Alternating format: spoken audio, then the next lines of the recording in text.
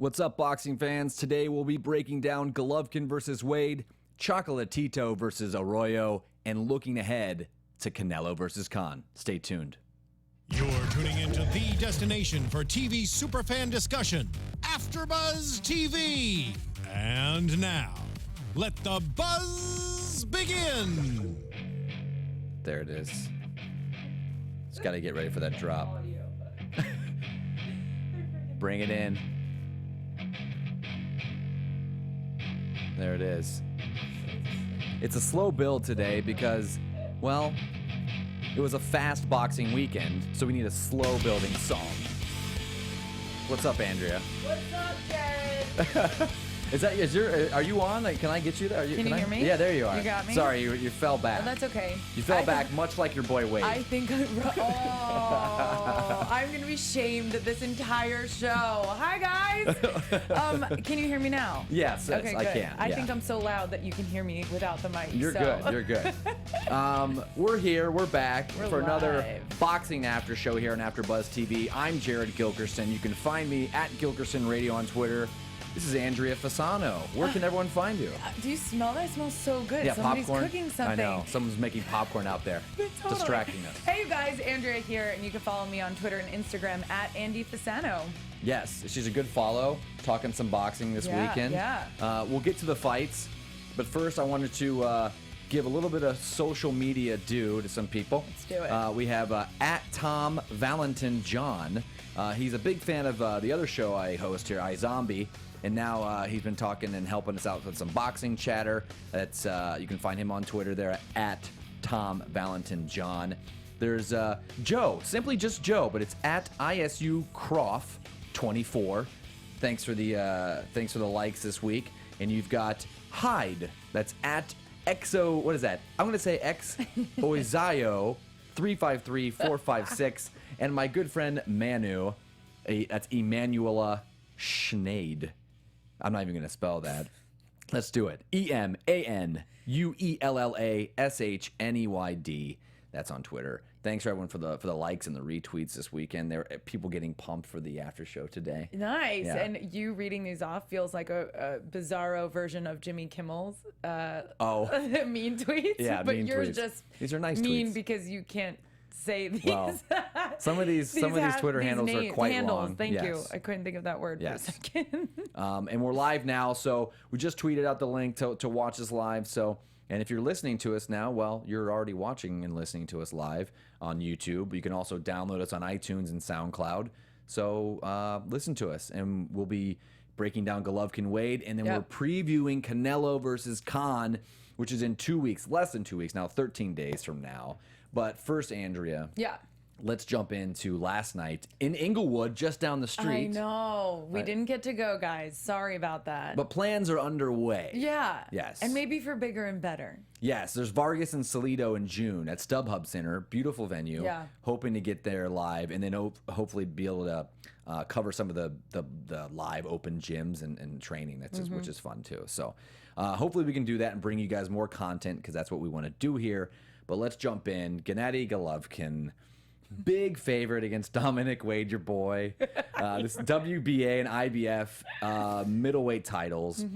Golovkin came in, of course, under the 160. That's 160 pound. He was at 159.5, and Wade at 159. Wade, the young up and comer, 18-0, 12 KOs. The IBF made him the number one contender that and Golovkin had to defend against him. So he was pushed in very quickly, and after watching last night, maybe a little too quickly. Yeah. As we break this one down, what were your impressions of the very quick fight? Well, that's what's so funny. There's really not much to break down here. No. So good thing that we have so much more to talk about going forward. But 2 rounds. What else can you say? Not even Obviously, 2 full rounds. like I said, right? Exactly.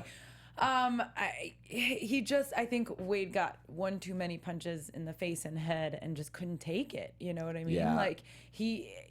And I said to you, we were watching it, he's such a slow it's like a dumb fall. You know what I mean? Like it's just like a big very like deliberate boom, movements. like Yeah, very heavy. Very heavy fall. Cement in Very his shoes. slow. Totally. Yeah. So you kind of think like, okay, is his footing not right? Like everything about it was just really sad. Well, you brought up a good point though. With that slow fall, I think in that first round when he got knocked down by that looping right hook by Golovkin, which we'll watch here in a second.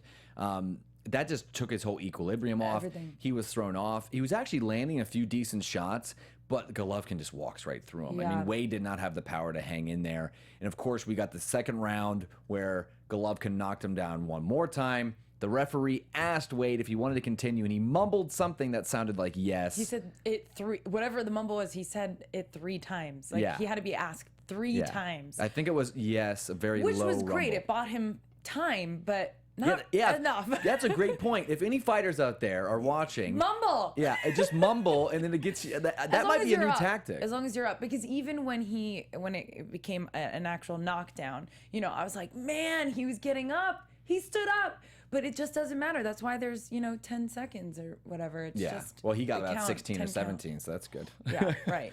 And then Golovkin just finished him off in the corner with another big right hand, looping right hand. Let's go to the tape and watch it for everyone watching our show right now. Here are the highlights. As we see, first round here. Look at that. Here comes that looping right hand right on the top of the head. A lot of people thought it was on the back of the head, and it was close, but not quite. And then look, another right hand over the guard of Wade. Yeah. He got up, powered through, but just too much. Oh. Another right hand for Golovkin. Here's the same punch again in the corner. Golovkin just took so much advantage of. It looked like Wade had his gloves up in defense, and as soon as they came down, it was like Golovkin could read that and just slammed him. Yeah, Wade, I mean, I give him full credit for taking this fight on not short notice, but there's a lot of big names that just won't take a fight against him. And, if the IBF is coming to you and say, hey, you're the new #1 contender, why would you turn down, you're getting a decent payday. Right. It's an HBO headlining fight. And I don't think this does anything to Dominic Wade. I mean, Golovkin's tearing through the whole division. Right. I think Wade, if he can build his record back up, he's 18-1 now. Golovkin's 35-0. But I mean, Wade could possibly fight his way back up. But of course, that's not the headline. No, but that's actually something I was thinking about. Obviously, he needs time and a lot of work. But I don't More think, than like 4.5 minutes. Right. I don't think he's over and done with. No. I've seen worse fighters actually. I mean, still keep. Yeah, we didn't really going in the business. You're right. We didn't get to see enough, and hopefully, he'll bounce back and be a decent fighter. We'll see. But let's dive into Triple G. Okay. A great nickname. I just love that nickname. This is now his 22nd consecutive knockout. I know. That's crazy. Since 2008. He's just knocking people out. Like we said 2 weeks, or was it last week? He still has a lot to prove against people, but a lot of people are avoiding him. I mean, he's been starting. It's a good, Well, yeah, but you didn't know because you keep even saying like, hey, this might be kind of his peak, and then he might be going down from here. But it doesn't look like he's stopping. No, and Max Kellerman said it best at the end of the fight. There was an interview after the broadcast that I stumbled across, and someone asked him what Golovkin needs to do, and Max simply stated that he just needs to fight whoever is willing to fight him and who's the best. Doesn't matter if it's a weight division above, a weight division below. Take big name fights because he needs names. Because the last few fights have just not, the names just aren't there. Yeah. So he needs a big name. Wade had a great quote at the end of the fight. He says, it was more than I even expected. I was trying to get comfortable in there. Once he hits you, it makes it very difficult to get comfortable. No duh. Yeah, I could have done a one thing or two things a little differently in there, but he's a great champion. He has everything you need to be a champion. Well, that's nice. He's giving the respect to Yeah. Golovkin and saying, hey, I didn't even have time to get. I mean, he didn't then. No. So he's being honest about it. Being very honest. I respect honest. that. Oh yeah, if he came out and said that it was stopped too early, right. we've heard that before. So humbleness with boxers isn't always common. So that's good. Good to hear. This kind of gets into what's next for Triple G. Okay. Triple G, you're right. I feel like we're talking about a WWE. Triple G. Yeah. All the rumors are, Canelo Alvarez, who's got a big fight in 2 weeks against Amir Khan, which we will be previewing. Yes. Here, Alvarez, you were saying at the end of the fight, Golovkin pretty much called out Canelo, saying that, I feel great. I'm here now. I'm here to stay. I'm not going anywhere. Give me my belt. Mm-hmm. Give me my belt. He said it twice. Let's fight. Golovkin looks like the good guy in the news right now. Like, he looks like the guy that wants to fight at 160. Yeah. Canelo wants to catch weight at 155. I don't know how long Canelo is gonna like being looked at that in the news. And we've watched some of the 24/7s leading up to the fight with Khan. What do you think the chances are we see Golovkin and Canelo? And if that fight happens, I mean, it's got to be even odds here. What do you like about that fight? Looking that far ahead, is there anything that jumps out between those two fighters? Yeah, I do. I have a problem, and anybody can argue this with me. I do have a problem when we're talking about a fighter that hasn't even fought his next fight yet, and we're already jumping that far ahead. Yeah. Because I do think no matter who yes, it matters who you're contending, but I know Khan is super underdog, so obviously Canelo's supposed to come out, but since you just never know what's going to happen or how it's going to go down, whether he wins or not, I think it's hard to say. It's so early. That being said, I do think it'd be a killer fight, and I think that if Canelo wins the Khan fight, he comes out even higher than he is going into it, obviously, and just like unstoppable kind of. And so that's why I think it'd be a really good fight against Golovkin. And Golovkin doesn't really care. He thinks that it's just like whatever, a whatever fight for him. So it'd at least be a good one, no matter what. I agree. I'm just like, okay, let's not get ahead of ourselves. That's how I. Well, we'll focus. We'll get down to the preview with Canelo Khan here in a bit. I know that you and I were talking weight classes because you're still kind of new to the sport, and there's a lot of people who don't. UFC's got a lot more clear weight class in boxing. Yeah. Max Kellerman made a great point. So his quote last night was, "What I do agree with fans that are angry about that the middleweight division is defined as a weight limit of 160 pounds. That's middleweight. Yeah, you can weigh less, but you can't weigh more. That's obvious." But here's the caveat. But if in the contract it says you have to weigh less than 160, you're not fighting at middleweight. Yeah. That's the problem. Fight fans are hearing that Canelo keeps making these 155-pound catch weights. He's the 160-pound champion.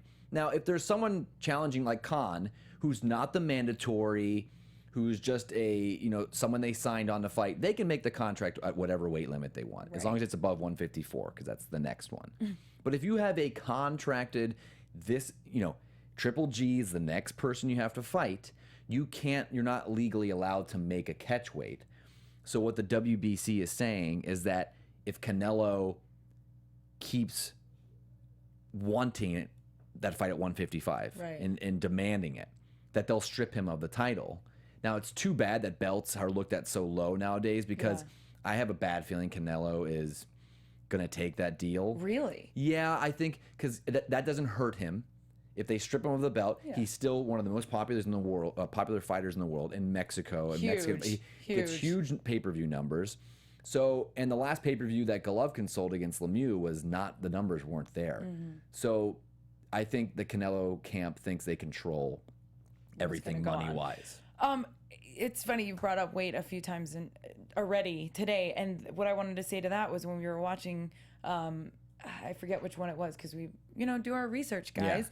But De La Hoya and Khan's trainer, Virgil Hunter. Oh, Virgil Hunter, yeah. Both commented on the fact of even between Khan and Canelo that about weight class, and so you want to talk about weight classes, for another fight.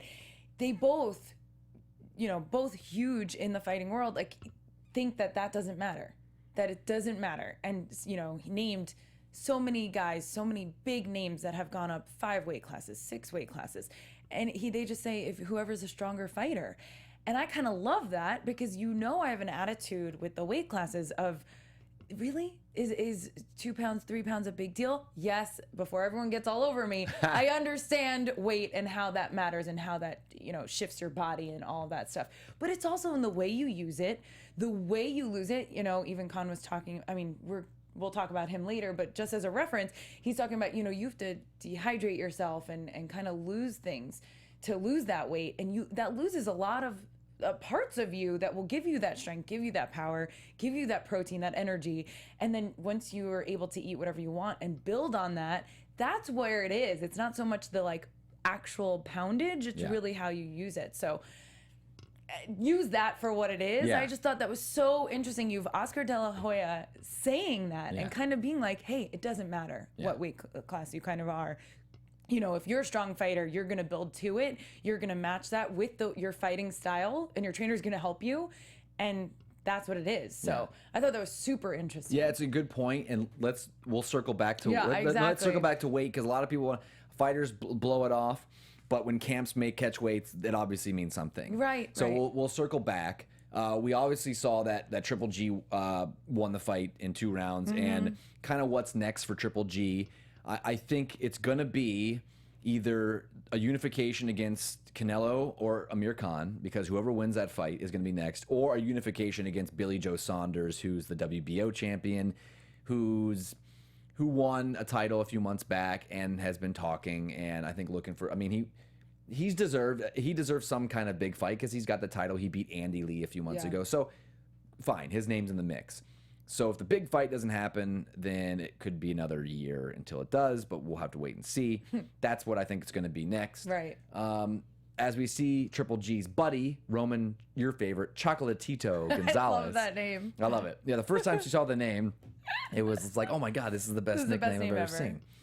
They've been paired on a bunch of fights. He fought Nick Williams Arroyo for the WBC World Flyweight title. This fight was, to the judges, pretty one-sided. 119-109, there was 2 of those, and then 120-108. I think Arroyo had a little bit more success in the fight than people are giving him credit for. He was able to, in the middle rounds, 4, 5, 6, 7, 8.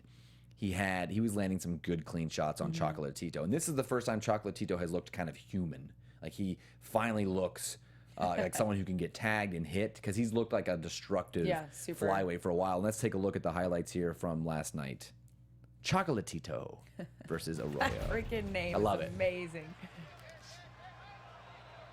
And early on, Chocolatito just doesn't stop. Well, he's great. He worked the body, he works the head, he works everything, which will slow down a fighter.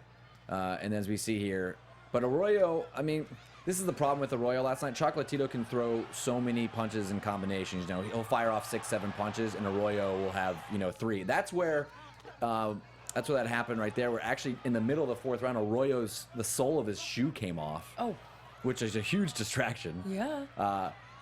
But obviously the HBO highlights here are big for Chocolatito. They're showing him, but I think that Mick Williams Arroyo won a couple of rounds. 2 judges gave him 1. I think some other people and analysts are saying he might have won 3 or 4. Either way, it's another victory for Chocolatito. This guy's, and this is rare.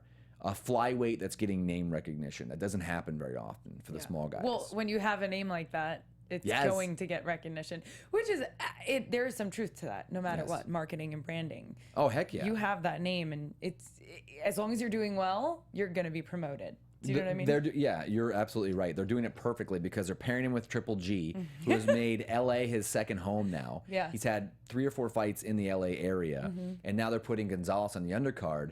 And now people come to expect these 2 explosive fighters in different weight classes as a big show, or like Triple G would say, big drama show. Right. So, and they call it little drama show for Chocolatito. That's awesome. But big things are on the horizon for Chocolatito. I'm not sure where he's going to move next.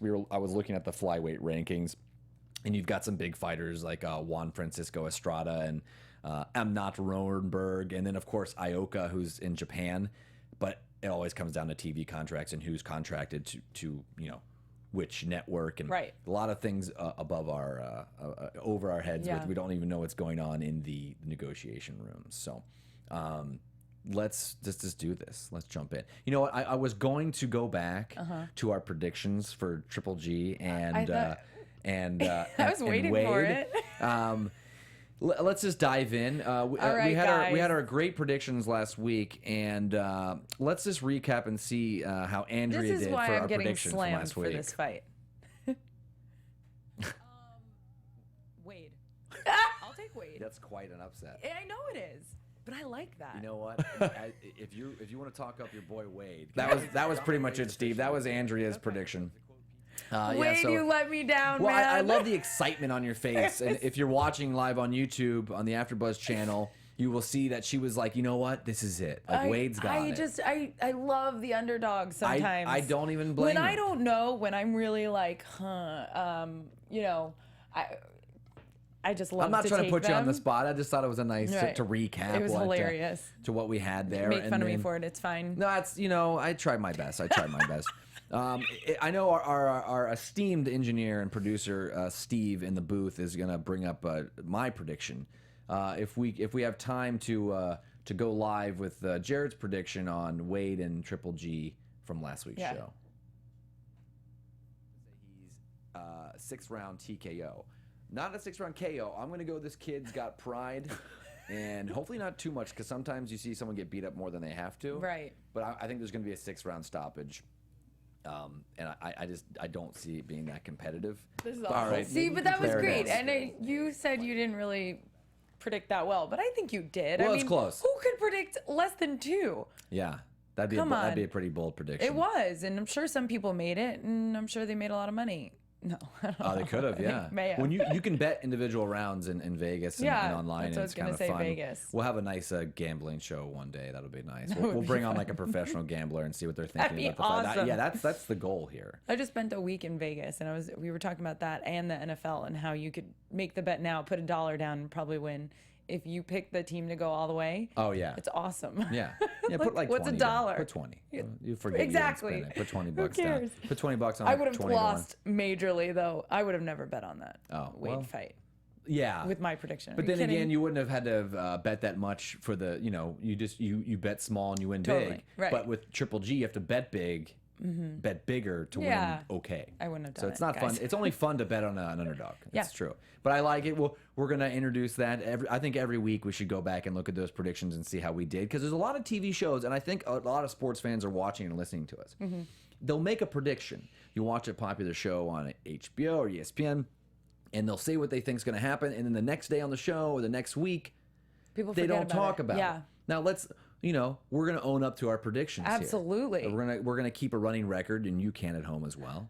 And also, I always like to remind everyone on Twitter, it's to use the hashtag ABTVBoxing. For sure. And I want to hear your scorecards, what you thought of the fights. I love hearing fans, and if they saw something differently, because a lot of times, you and I we predicted it differently, but a lot of times during a fight, we'll score rounds differently. And so we'd love to hear from the fans and what they thought. So when Con and Canelo come up, let us know how you're scoring each round and give us your scorecards. It's great. Yeah, because it keeps the conversation going. Yeah. I mean, me and you have our own conversation. And just to put this out there, that was my worst and most off prediction. I picked the worst week. No, but it's good. But I'm just saying, if you go back a few episodes of us talking, you got it. I'm usually on, but I just think that's so funny. Yeah, I didn't mean to out you. I've never seen that guy before, so I had no idea. And I didn't mean to put you on. Oh my God, what please. do they call it? On blast? No. The kids call that? Yeah, I think it was on blast. I think it's a new thing now. Yeah, it was just bad timing. It's hilarious. But that's cool. I love doing that and talking about the predictions, because even in our other after shows, if they're not mentioned, I forget. I'm like,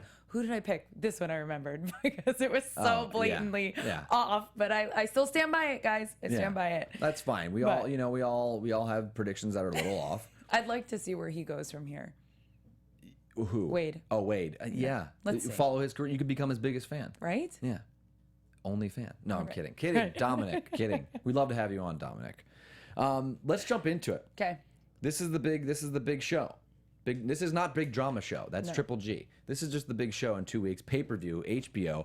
Saul Canelo Alvarez, 46-1-1, 32 KOs, very impressive, versus Amir Khan, 31-3, 19 KOs for the WBC middleweight title at 155-pound catch weight, like we talked about. Some quick stats on Canelo. We'll start with Amir Khan first. Okay. 29 years old. Both fighters still in their 20s, so they're both still, in their prime or waiting to see it. Yeah. There's a 5-fight win streak for Amir Khan. but not against the best competition. Names like Carlos Molina and Julio Diaz, second level kind of competition. His best win in his career, I would pick a couple. There's Marco Antonio Barrera in 2009 or Marcos Maidana in 2010. So it's been 5 or 6 years or more, 6 or 7 years since a really big win. He took a dip where he got beat, which we were watching some of the pre-show, the 24/7s. He lost to Danny Garcia by a wicked KO in 2012. Yeah. Now that's people's big, I guess, doubt for Amir Khan. I want to get your thoughts on when you see a guy who fought at 140 pounds for so long, and then got knocked out. I believe Danny Garcia was also in the 140-pound division. So you see a guy who can get knocked out in the 140-pound division. And now he's supposed to step up. And now he's going to step up against a guy who probably will bulk up to, they keep claiming 180 pounds. They say he's going to put on 25 pounds. I don't think he's going to. It's going to be probably in the 170s. But, I mean... Can he do it? To me, can he do it? To me, I don't trust a guy who has a suspect chin. Now, Andrea, what are your thoughts? That's awesome. On someone who's gotten knocked out in a smaller weight class? We were talking about weight classes, and they were talking about how they didn't matter. Yeah.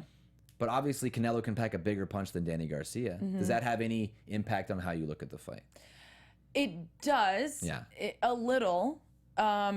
Definitely. And they talked about slowing down his speed.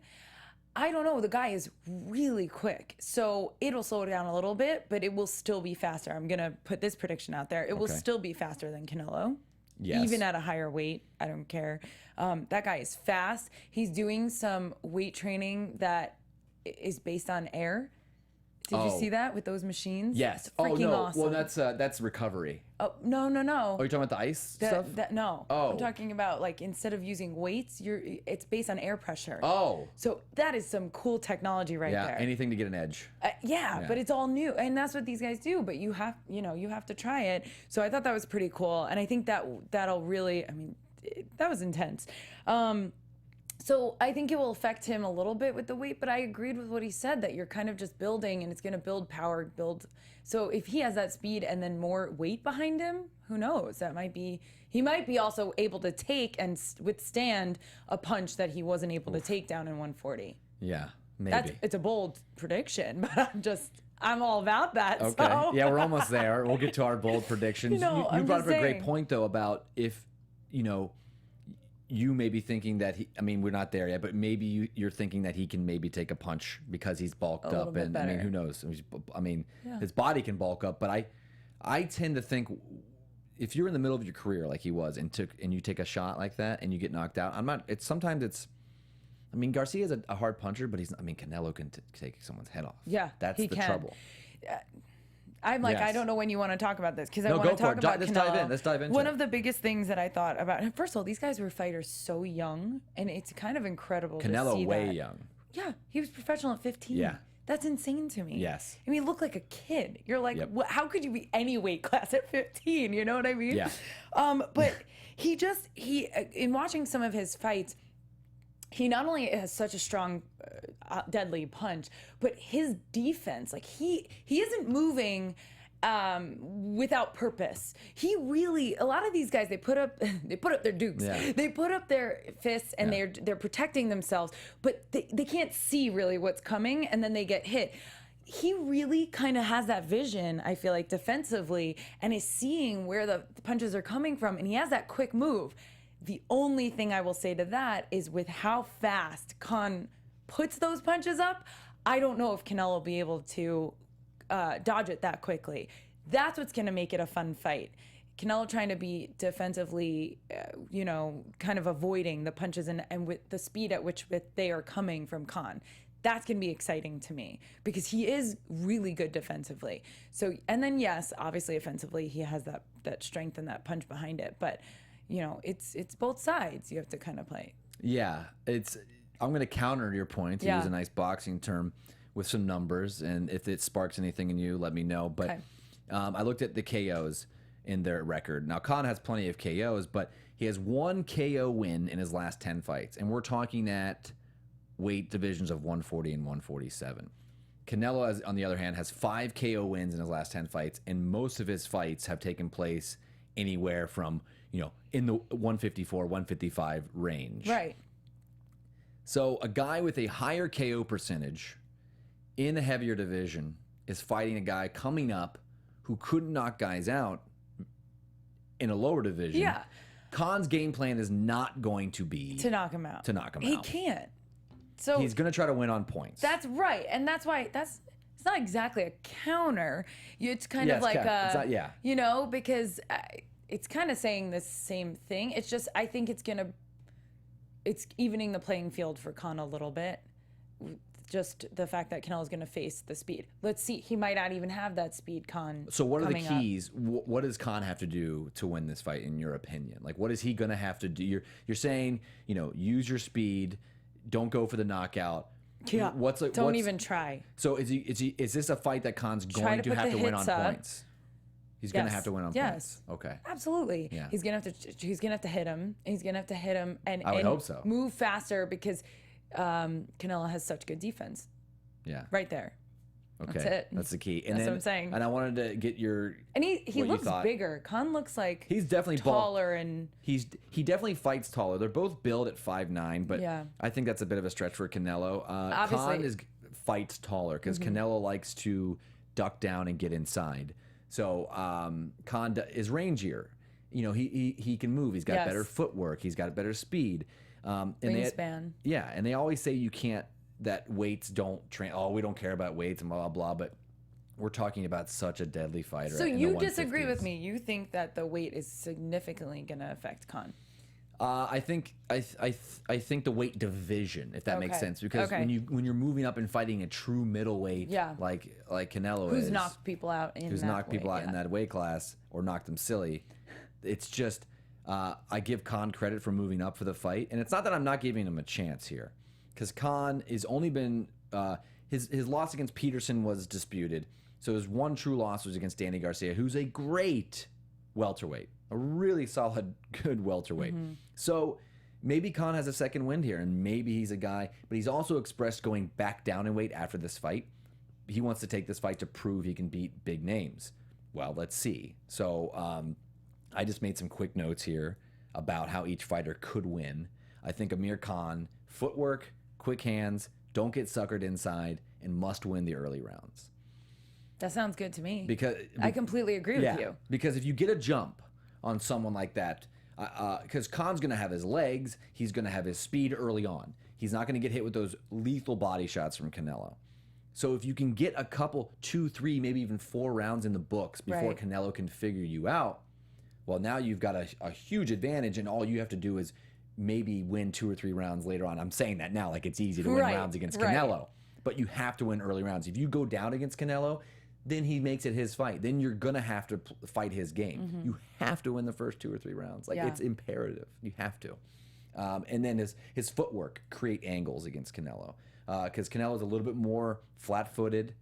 So you got to give him tough angles, much like Pacquiao does. You got to give the other fighter tough angles so he can't just, you're not squared up against him. Tough to say, because if you get tagged with a few body shots, it'll slow you down.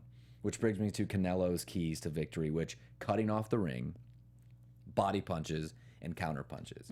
You've got to get Khan out of his element and get him inside and cut the ring off. Get him in corners, get him against the ropes. And then body punches are such a big part of Canelo's arsenal. So as soon as you can do that, you slow the quicker fighter down. Yeah, and that's exactly what I'm saying. The fact that if he can be defensive well against Khan, that means that his counter is going to come back just like Canelo knows how to. Knows how to fight. Yeah. And that's the only thing that makes me nervous is the speed of Khan. But I 100% agree with you. I also want to bring up the fact that it is Cinco de Mayo weekend. Always a big fight weekend. And that is not only a big fight weekend, that is so huge for Canelo because he was brought up in his culture and where he comes from being such a huge part of his legacy and why he does what he does. Having the same guys train you that are like family for 12 years, that's incredible. And that adds so much weight to the kind of fighter he is and what he's fighting for. Khan's fighting for his family. everyone fights for their family. You know, that's great. And that carries a lot of weight on your side. But I just feel like that being Cinco de Mayo weekend and his whole culture being a huge part of the type of boxer he is, it's going to be amazing. Like, that energy is going to be so huge that I want to go to Vegas for it. It's great. It's great. Gonna be amazing. If you've ever gone to a fight, I went to a fight in MGM, and I'm sure a lot of our fight fans have gone to fights. But if there's a Mexican fighter involved, you immediately become I became Mexican at the MGM. I was chanting Mexico, not because I had money on the guy, but you get suckered in, and it's just an engulfs. The whole place is like it's spectacular. Yeah, it's spectacular, vibrating. Oh, it's great. It's the environment's so I think that's going to be incredible, no matter what. Yes, and Khan. The cool thing is Khan will have his groups of fans because Khan's, he's British, and the British fans are different. If you're familiar with Ricky Hatton in the past, they had their song, There's Only One Ricky Hatton. The British always have their songs for everything. And they would chant through the round. So you could distinctly hear the British fans. So I like when there's Mexican and British fight fans in the same building because it's completely different, but the energy level is there and the passion's there for both sides. So totally. I think you're right. The night at MGM is going to be spectacular. Yeah. Maybe we can sneak down there and get in. Maybe we'll just drive through the desert. I actually think that'd be easier for us than going to the Forum. For some reason. Yeah, there's a forum like a fortress. You just can't. We'll get in. Yeah. We'll get into both. Spots. That'd be cool. We're at its infancy here at the Boxing After Show, but we will prevail. And the determination. The coverage is just going to get deeper. We're gonna be at gyms. We're gonna be at training weeks. It's gonna happen. We're gonna have video segments. We're gonna have stuff. And to bring up, like you said, that ice box. We're just going to call it the ice box. But that freezing mechanism, that was so cool with the nitrogen instead of water and ice. And they both do it. I used to have to do that in high school soccer. Just jump in. Oh, and I'm a goalie. So I had to put my hands in there. You'd fill up. It was like, this was terrible. You didn't want to do it. Your entire team was like, no, you go first. You go first. Our coaches made us do it. But it was a garbage pail full of ice water. And this is before they had all of those machines. Yeah. And you just have to jump in there with your legs. And I'd have to put my hands in. And I'd be like, freezing. Like, I hate nothing more than being that cold. But it does help. It helps you recover so much faster. Soreness and well, especially now with the new way of doing it where you're just in the chamber for 3 minutes. That's why I want to try it. That is so Maybe cool. We'll do a segment here. That'd be awesome. A segment where Andrea Fasano we'll look goes up a close one, to the freeze chamber. That'd be hilarious. Let's jump into our Canelo Khan predictions. Yes. Let's jump to it. There's the lights. And now, my favorite. Your AfterBuzz TV predictions. Okay, Andrea. Yes. I'll start it off, and then you can counter with your possibly another big upset. I'm dying to hear what you say. Here's the breakdown. Canelo Khan. I think Khan's going to win the first 2 or 3 rounds. While Canelo tries to figure him out, Khan will create some funky angles. He'll tag Canelo a bit early on, and maybe he brought some power up by bulking up. I don't think it's going to hurt Canelo. That's the problem. Eventually, I think Canelo's going to slow down Khan with power punches to the body and start to control the fight. Khan doesn't want to get KO'd. He'll do anything. Yes. I think he'll do anything, and hopefully not to make it a boring fight, but he might run a little bit. You think so? He just doesn't want to be embarrassed with the KO again, and no fighter does. No. But I think there'll be some rounds where he runs and doesn't throw much in order to just if he let's say he wins a few rounds, loses the fight, he can be interviewed at the end of the fight and say, well, I thought I won the fight, and then I won 4 rounds, so who says I didn't win 2 more?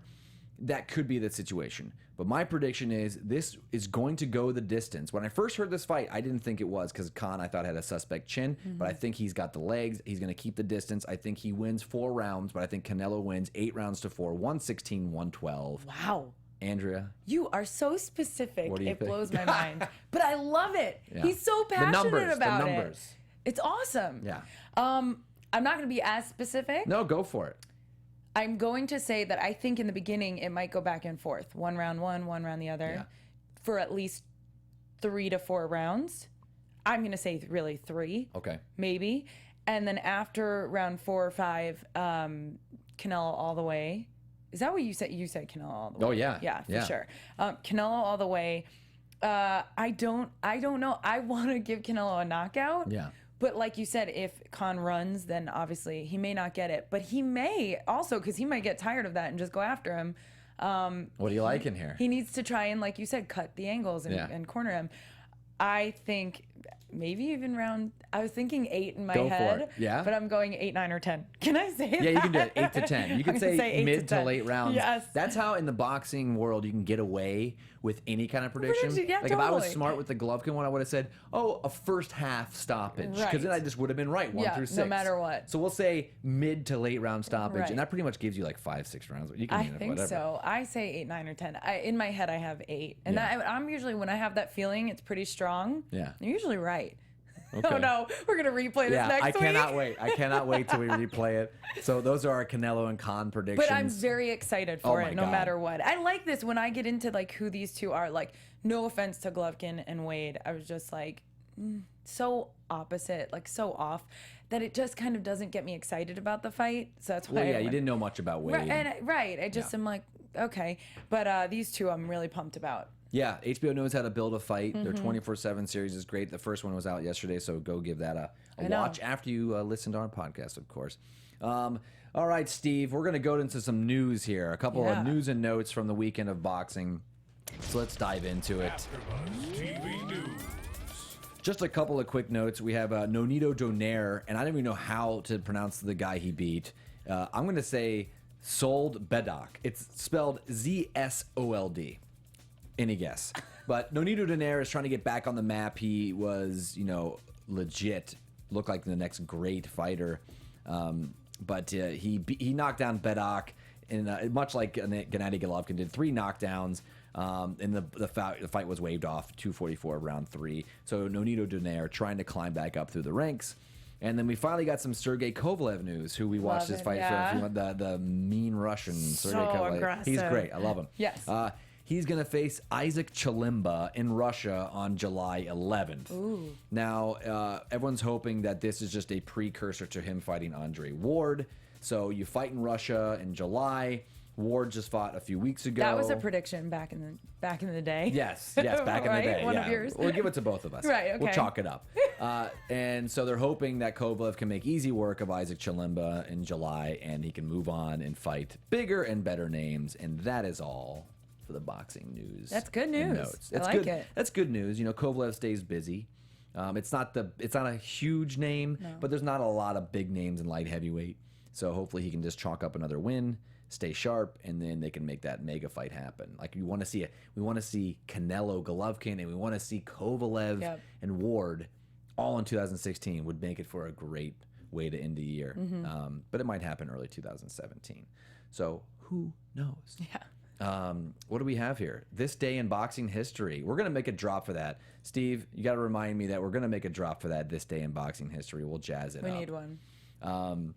Now, I always try to pick something that's a little more recent that some of our younger fans and that will remember. If there's a legendary fight, Ali or Frazier or Sugar Ray Leonard, we're going to talk about it. Because those are just huge names. But April 24th, in 2004, Vitaly Klitschko defeated Corey Sanders in the 8th round for the vacant WBC title, and he finally got revenge for his younger brother's loss. If you don't remember, back in the day, that was yes, you can. That's going to be stuck in everyone's head. Yes. Back in the day, because Vladimir, this was one of our other This Day in Boxing histories, where Vladimir lost to Corey Sanders. So the next year, Vitaly got revenge on Corey Sanders, and we got a clip for the end of the fight. Let's roll it. Earth, there he is. This is a brutal. Totally. Sanders was game in this fight. Corey Sanders was a really game fighter. Look at this poor guy. Yeah. Like a drunken sailor. Oh, yeah. And Vitaly Klitschko is going to try to finish it right here. Yeah, this was... Look at this. You know what, though, with the both of them with the red gloves, this is just so classic. Finally, the referee rescues Sanders, and Vitaly Klitschko takes Oh, poor guy. Yeah. Great moment. And who knew? I mean, they knew the Klitschko brothers were going to be great. But Vladimir had lost a few fights, and they just weren't sure. And Vitaly was coming off of his loss against Lennox Lewis, and then Lennox Lewis retired. So at that point, we weren't sure as boxing fans and the boxing writers, and no one was sure how good these brothers were going to be.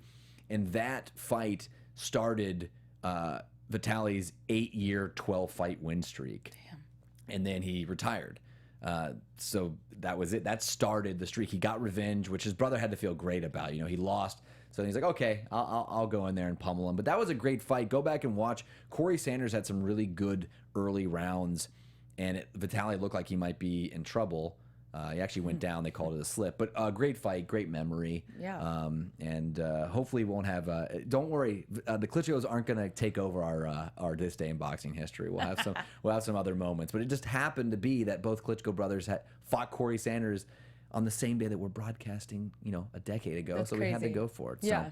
So, Andrea, final thoughts on Triple G, Alvarez, this bubble that we're in. We're in this big bubble of just Triple G and Alvarez, the rumors, Khan getting slighted maybe a little bit, people not thinking he's got a shot. I don't know. Like, what are we looking at here? We're both predicting Canelo to win. I know. So does Triple G and Alvarez, is it happen? It's funny because you know how I said I enjoy an underdog. Yeah. But I'm picky about it. Clearly not that picky, but Wade. Right. I mean, it's kind of like I said, if I really am just kind of like whatever, that's a big chance. Khan, I'm not saying he might have a chance, but they make it out to show that he kind of, he's not a lackey. Like he's got the opportunity. Yep. Maybe that's the right word. Yes. To really step up here. And I think with the way he's training, and if he's really that diligent, he has a chance to stay in there and for it to be a good fight. Yeah. So you never know. Yeah, I agree. As a boxing fan, really want Canelo to win. Right. Because I want that Triple G and Canelo hype to live up to the hype. And I want Canelo to win. Wish Khan the best of luck. I hope it's a really entertaining and a good fight. Yeah. But I would just love to see, the more you can hype up one side, Triple G, Alvarez, you all just the want that to rumors. happen. Yeah, you don't want to see something crumble. You don't want to see Kovalev lose in July and things like that. You just don't want to see that. So as a boxing fan, I want to see a great fight, great atmosphere, but I'd like to see Alvarez win the fight, and I think he will. Me too. By decision. Oh, that would be so incredible. Yeah. It's you just feel it resonating out of the TV already, even though it hasn't happened. And just to note, like the reason why I do the underdog thing is usually because the guy who's slated to win usually is cocky and has like an attitude, and Canelo is just so adorable. And I'm not saying Khan's cocky, but he kind of is, and he has a little bit of this like, well, I'm gonna win attitude. Yeah. So I'm like, all right, we'll prove it.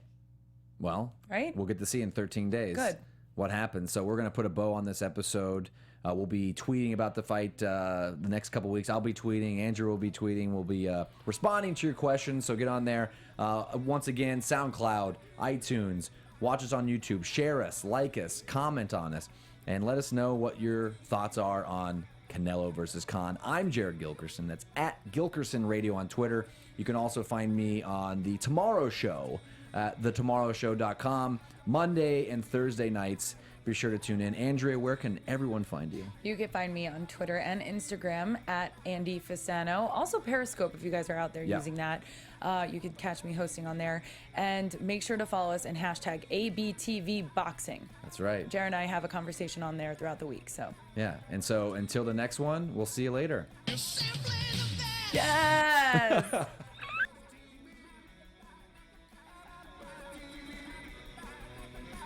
From executive producers Maria Menounos, Kevin Undergaro, Phil Svitek, and the entire AfterBuzz TV staff, we would like to thank you for listening to the AfterBuzz TV network. To watch or listen to other after shows and post comments or questions, be sure to visit AfterBuzzTV.com. I'm Sir Richard Wentworth, and this has been a presentation of AfterBuzz TV. Box you later. The views expressed herein are those of the hosts only and do not necessarily reflect the views of AfterBuzz TV or its owners or principals.